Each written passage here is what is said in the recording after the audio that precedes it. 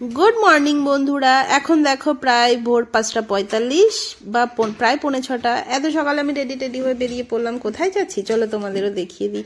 বেরিয়ে পড়লাম সবাই মিলে। দেখো যাওয়ার পথে রাস্তার দুপাশে শুধু সরষের ক্ষেত, কি যে অপূর্ব দৃশ্য উপভোগ করলাম, দারুণ। দেখো ডেস্টিনেশনে পৌঁছে গেলাম। পৌঁছিয়ে এই যে আমার হাতে খেজুরের রস ভর্তি হাঁড়ি। এবার তো আমি একটু টেস্ট করে নেব। দেখো একটু টেস্ট করে নিই আমি। ভালোই ছিল খেতে। তারপরে এদিকে দেখো অনেকটা রস একটা বড় পাত্রের মধ্যে নিয়ে জাল বসিয়েছে, কারণ গুড় তৈরি করবে বলে। রসটা ফুটছে, এটাকে অনেকক্ষণ জাল করার পরে দেখো অল্প কালার এসছে গুড়ের। এটাকে আরো ভালো করে ফুটিয়ে নিলেই রেডি হয়ে যাবে নলেন গুড়। আমরা অবশ্য তার আগেই বেরিয়ে চলে এসেছিলাম। আসার পথে দেখো একটা টক কুলের গাছ দেখতে পেলাম, আর সেখান থেকে কুল পেড়েও নিলাম। তারপর দেখো একটা সর্ষের জমিতে একটু ফটোশুট করে নিলাম।